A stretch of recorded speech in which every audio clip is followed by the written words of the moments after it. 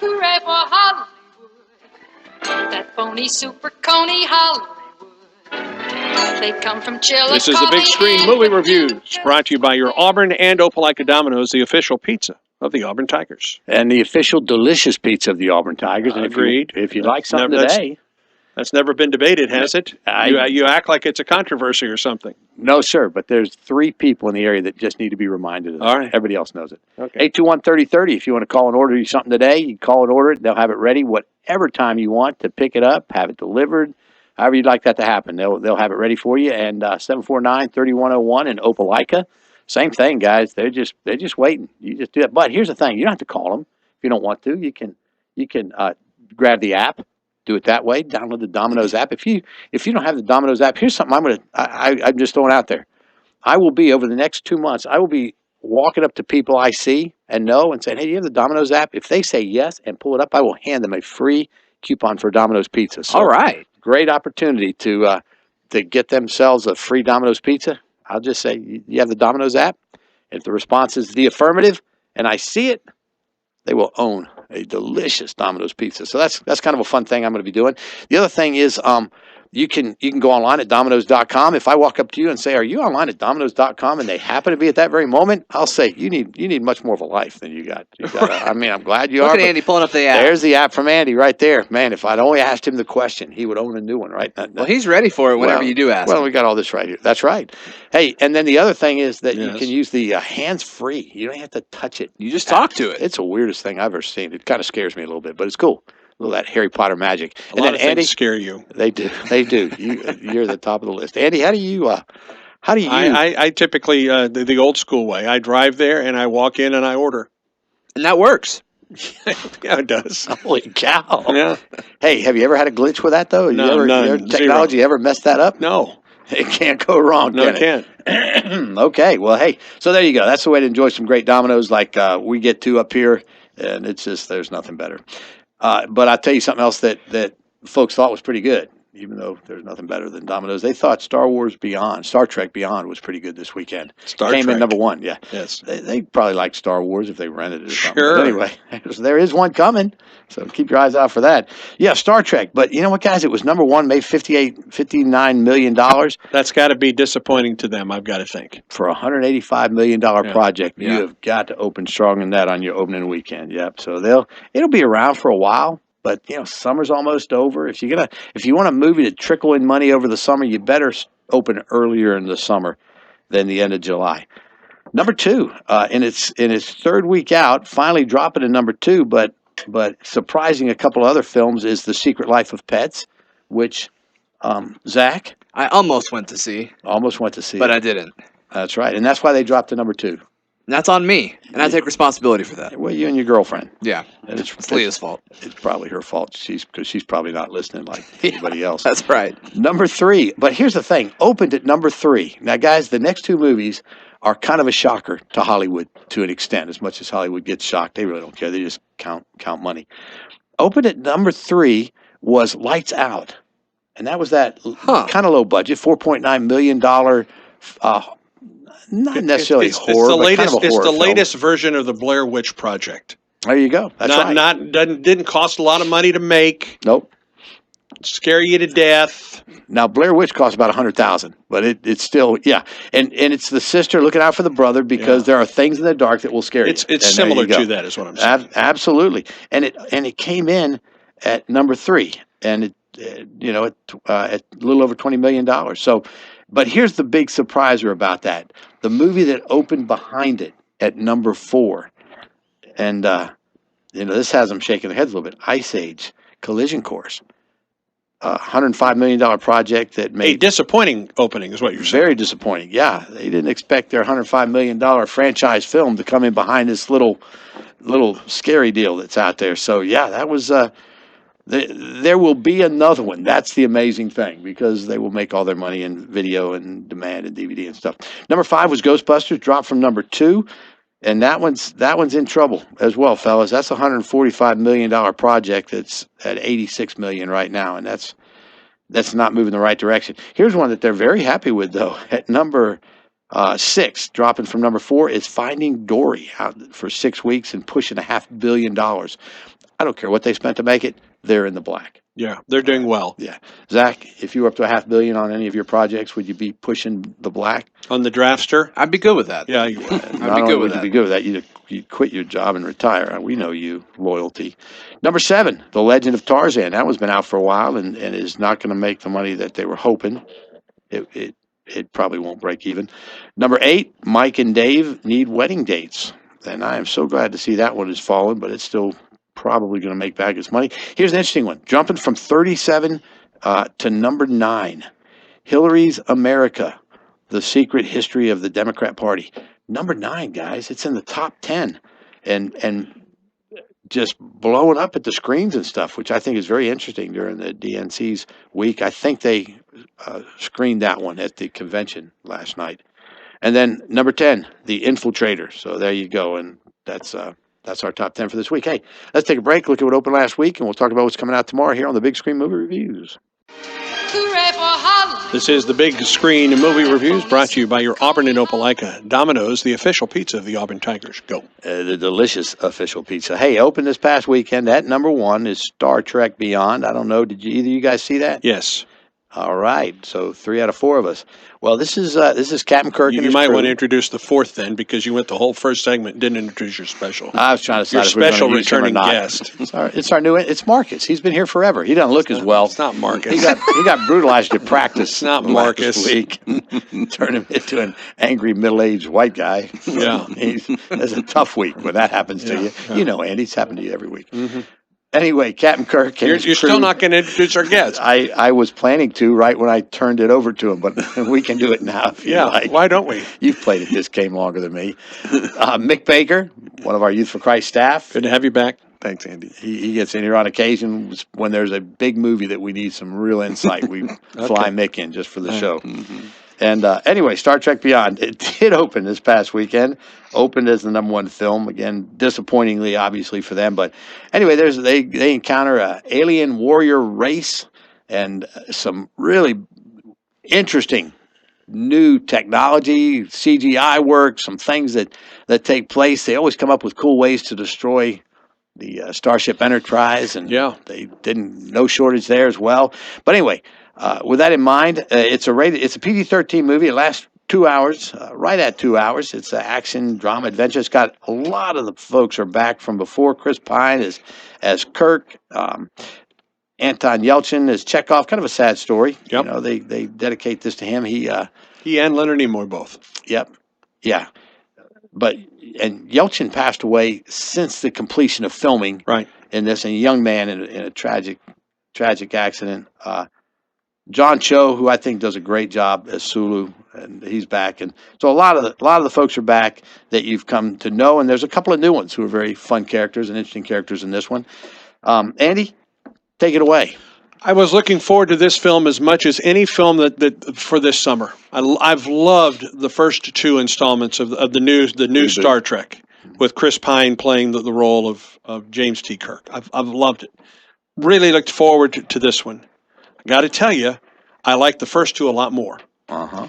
I thought this was still a good one. I love the fact that all of the basic characters are back for this. I love the interaction between these characters. I thought 2 things about it. I thought it was a slow start to the movie. Mm-hmm. And 2, I thought they relied much more on the technology in the movie than they relied on the characters of the movie. And that's one of the things that I've liked about the first 2 Star Treks. I've liked the characters involved. And I thought they went away from that a little bit in this film and concentrated so much on the technology part of it, CGI and everything, that it was, I just didn't, it was enjoyable. It's a 2.5 for me, but I wanted to enjoy it a lot more than I did. You wanted at least a 3.5, I didn't sure you? did. That's what you go You to these bet I for. did. I hear you, buddy. Did you get the large popcorn, by the way? Yes. All right, large drink? Yes. Good. I got the slushie. You got the slushie. Nice. Nice. Well, the nice thing is you can refill it with whatever you want. Sure. Because at Carmike, you can get all the refills you want of any size for free. Well, Andy, that's a good insightful. I know you were disappointed after I previewed it last week that it may not live up to what we were hoping. So, Mick, you saw this movie. What'd you think, What'd Mick? you think? I liked a lot of the things in it from the movies prior. I liked how they brought in some nuances, some of the main characters. Neat twist near the end, which I'm not going to tell you, with surprisingly to find out who the enemy was, and that was Right. kind of a neat little twist with it. I like what you said earlier, Kevin. I think probably the reason the budget's so high was trying to go after all and recruiting all the aliens, and they had to get their work visas and so on. If Hillary gets elected, that will be much easier in the future to get the aliens in here to work, and nobody will really care. So that's right. That's what I was thinking. I enjoyed it. Hey, I will say Sophia Botella, she's going to be an interesting future character. I agree. She was very good. As Jayla. Right. Did a good job. Lassie. That's right, Lassie. Yes. I love the interaction between the characters, between Bones, what's his name, Carl Urban, who plays the doc in there, and those folks. I am always pleased by the way they've taken the original characters and kept a lot of that personality Yes, they did. in place. And that's what I liked guys. about the first two so much. That's right, yeah. And I thought I just wanted to see more of it in this one. Spock and Doc's interchanges and that affection that they refuse to show is always fun to watch happening and things like that on screen. So that's good. Scotty is a great Scotty. And that actor co-wrote this film.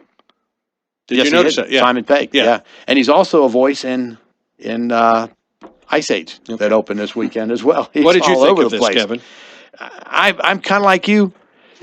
But for me, it kept me engaged. It kept me interested. There was always something. There was a couple of laugh out loud moments, which I don't have in many movies that were fun, kind of snuck up on you. I thought the characters were endearing and engaging. I thought the story itself was I give the story about a 75 on a scale of 1 to 100. So that's a solid C to almost a C plus. I give it a 2.5 as well, Andy. It is worth seeing in the theater on the big screen. Agreed. That's always I didn't see it in 3D. Didn't care to see it in 3D. Right. But I will say this, for folks who do enjoy 3D, this is these space movies like this are good use of 3D. So with that in mind, we'll talk about a couple others that open this week and a couple coming out this weekend in the next segment of the Big Screen Movie Reviews. Hooray for Hollywood. This is the Big Screen Movie Reviews, brought to you by your Auburn and Opelika Domino's, the official delicious pizza of the Auburn Tigers. You know, it's always easy to make fun of how I close a segment as long as you get to hit the button and start over when you open a segment. I'm not sure I appreciate that at all. That's the way it is, baby. Lights Out opened last weekend as well, and this is the horror movie we're talking about for a moment. PG-13, lasts an hour and 20 minutes, so it's not too long to sit through it. If you want to go get scared, if you want to sit there and go, don't go in there, and they go in there anyway, don't touch that, and they touch it anyway, then this is the movie for you. If you don't like that kind of scare you, make you jump sort of stuff, then don't go see it. It is more along the lines, it's got a little of a supernatural fear thing going, but it's more along the lines of I Know What You Did Last Summer, those kind of movies in that sense. And it's doing well, and it's going to make good money, and there will be a probably, I don't know if they call it Lights Out again or Lights Out 2 or just another Light Out, but anyway, there will be one of those.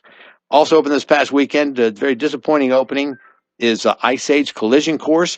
Interestingly, the other critics, not us guys, but the other ones gave it a 12 on Rotten Tomatoes. Oh, so man. It was not. That's not very good. My wife went to look it up before I took the grandkids, and she said, I can't find where it's rated anywhere. I'm going, yeah, they're hiding that. You don't do screeners when you're going to give a 12 movie. It's the same characters doing the same things. There's a couple characters that you will really enjoy. The 2-year-old granddaughter liked the movie for about an hour, and then I was tracking her around the theater trying to bribe her with M&Ms to sit still. The other ones, they were engaged and liked it okay. But if you have a choice, you want to go see The Secret Life of Pets, if you haven't seen that one yet, instead of Ice Age. I think, Zach, you guys were thinking about that. Yeah, we almost did. That little trade-off, weren't you? Yeah. I hear you. Well, hey, this weekend we have 3 movies opening, and they're all going to do very well. And it's interesting, the one that I'm going to like the most is probably not going to be the one that does the best. But Bad Moms open this weekend. This is a movie that if it were PG-13 instead of R, I think would be a very fun, entertaining film. Because it's R, it's going to go over the edge in too many areas. It's some suburban moms, private school moms, and they are tired of having to be the perfect mom by by the school and society definition, so they decide they're going to just be bad and they're going to misbehave and get the tension and all that kind of stuff. And the concept could have been fun, but it's not. It goes over the edge. So it'll do well. It'll make a lot of money. It'll probably be number 3 this weekend. The other one, it has been marketed for a long time. They're marketing the daylights out of it. And you've probably seen most of what's going to be fun, and then what's left to be seen is what's going to be raunchy. The other 2 that open this weekend, Nerve opens this weekend, and I'm looking forward to that. There's a strong social statement being made in this film, too, that unintentionally, maybe it is intentional. I also like the director and producers talk about how they went in, they took the sex-related scenes out, they took a lot of stuff out to keep it PG-13, and because they want teenagers to see it and understand some of the dangers of social media on their smart devices. It's a young lady who ends up getting caught. There's a truth or dare game that comes up on the phones. There's actually a couple games out there very similar to this now that were launched. The apps were launched prior to production of this film. Post-production of this film. But what happens is she gets on there, there's a truth or dare, it looks kind of fun, she gives it a shot. But what happens is you do one, you get pulled into the other. There are people who pay to watch, and there are people who play. She becomes a player in the truth or dare, encounters this strange guy, he becomes a player, they become a team, and then it becomes dare after dare after dare, and the only way to get out of the game is to survive. So it's one of those. It's a PG-13 movie. I think it's going to be a good watch. What I've seen of it so far, I think makes it a good watch. The number 1 movie this weekend is going to be a little thing called Jason Bourne. Yes, indeed. That's going to be the one that sells a couple of tickets to a couple of folks out there. And I would say of this one, we're back. The last one I found disappointing. The last 2 were really not all that good. I think they're back to where they've been. It is still going to be some anti-U.S. because they tricked Jason to get him to be an agent, and he's out there doing things he wishes he was never doing. But there's some great characters. Interestingly, the Jason Bourne character has 24 lines in the movie. So a lot of action, a lot of subtle going-ons. A lot of dialogue for Matt Damon. A lot of money per word for him to act in this one. But anyway, that's going to be the big one this weekend. And then the other thing I want folks to know is August 29th is the Youth for Christ Comedy Cafe with Mike Williams. It is going to be a blast. There's no charge to come. If you want to be a part, just let us know. Otherwise, hug your wife, love your kids, do something nice for a teenager, get involved in Youth for Christ, and we'll see you back here next week on the really big screen Domino's Movie Reviews.